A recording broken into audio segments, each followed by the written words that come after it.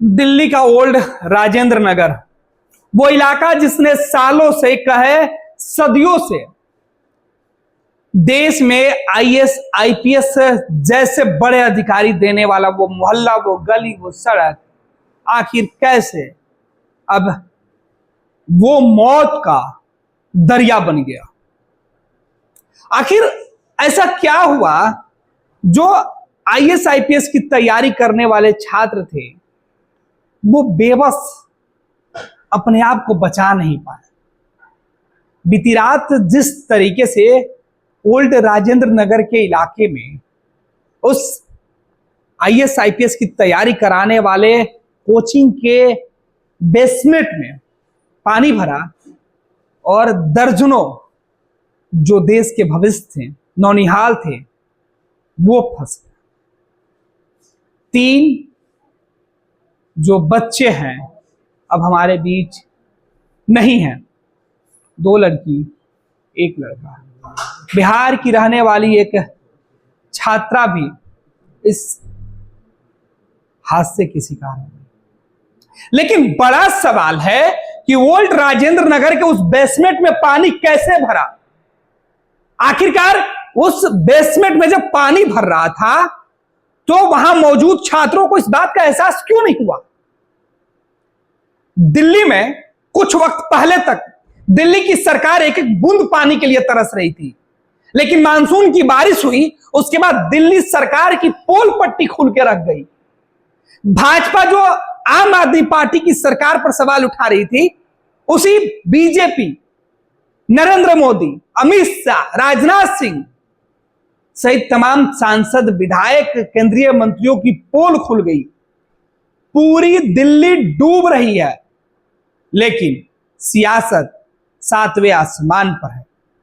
संसद से लेकर विधानसभा तक और विधानसभा से लेकर नगर निगम तक बस कुर्सी का खेल है। किसी को किसी व्यक्ति के जीने मरने से कोई मतलब नहीं, कोई वास्ता नहीं। किसी के लिए राहत केवल सरकारी कागजों में या फिर विपक्ष के जुबान पर सत्ता पक्ष को कोसने के नाम पर। इसके अलावा एक शब्द ना सुशासन का होता है और ना ही गरीब, मजबूर, मजदूर और ऐसे बच्चों का जिनकी ना कोई गलती फिर भी सजा इतनी बड़ी। इनकी गलती बस यही थी कि वो आईएएस बनाने वाली फैक्ट्री के बेसमेंट में पड़े थे।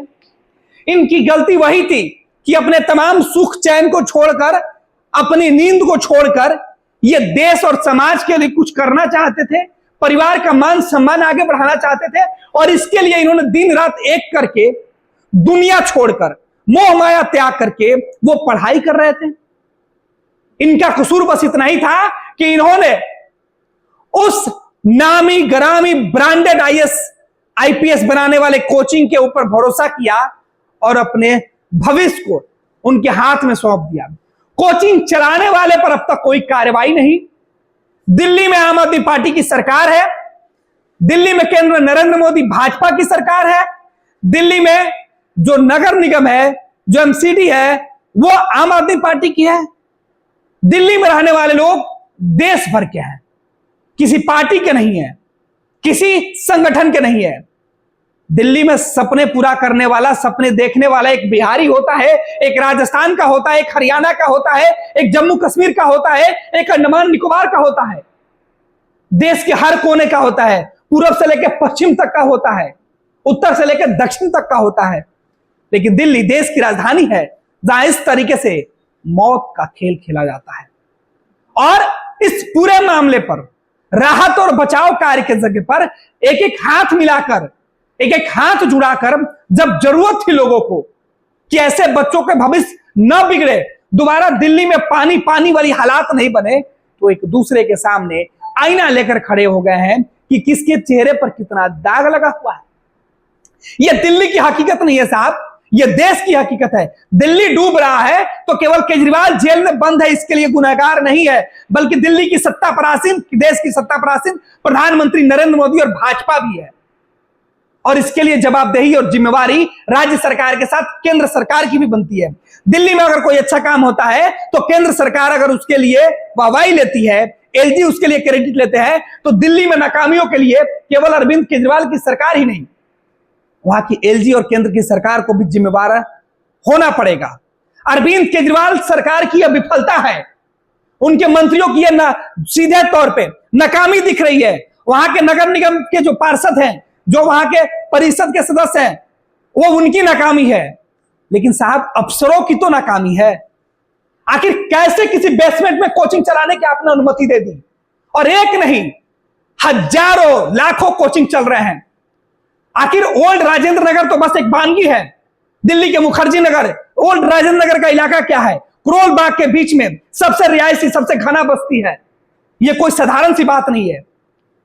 जिस कोचिंग संस्थान में बच्चे जिस लाइब्रेरी में बैठकर अपनी रातों की नींद उड़ाकर देश के भविष्य को संवारने के लिए, खुद अपने और अपने परिवार के नाम रोशन करने के लिए जो ये दिन रात मेहनत कर रहे थे, आखिर उनका खता, उनका गुनाह क्या था?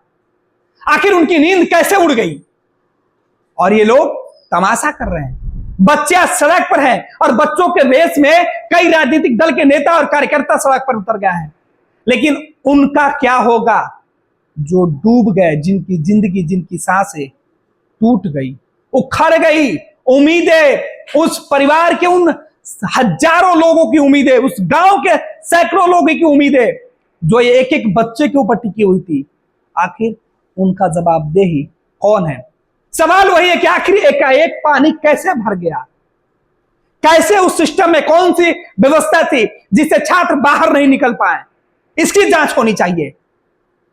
अग्निशमन विभाग की जो टीम है, एनडीआरएफ की जो टीम है, वो पहुंची, लेकिन हालात इस कदर से उस बेसमेंट के अंदर बने हुए थे कि ना बच्चों को बचाया जा सकता था, ना लोगों की खोजबीन हो सकती थी।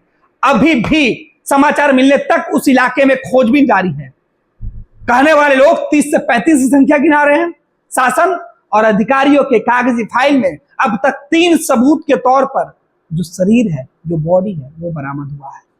सोचिए उन 2 मासूमों के परिवार के लोगों का क्या होगा, जिन्होंने समाज से लड़कर, अपनों से लड़कर, परिवार के साथ साथ देश से लड़कर अपनी बेटियों को घर से बाहर निकाला था।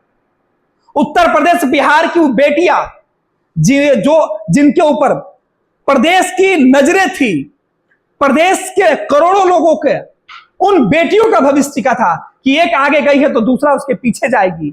अब कैसे कोई माँ बाप अपने बेटे और बेटियों को घर से बाहर भेजेगा? कौन बाप इतना निर्दयी हो जाएगा कि अपनी बेटियों को कहेगा कि जा राजेंद्र नगर के उस बेसमेंट में जाकर पढ़ाई कर? ये उम्मीदें टूटी है साहब। ये व्यवस्था केवल 3 लोगों की मौत का सवाल नहीं है, ये भारत के करोड़ों लोगों से जुड़ा सवाल है। और इसके लिए प्रधानमंत्री जी आपको जवाब देना होगा। दिल्ली के मुख्यमंत्री जी आपको जवाब नहीं देना होगा, बल्कि ऐसी व्यवस्था पर ठोस चोट करनी होगी।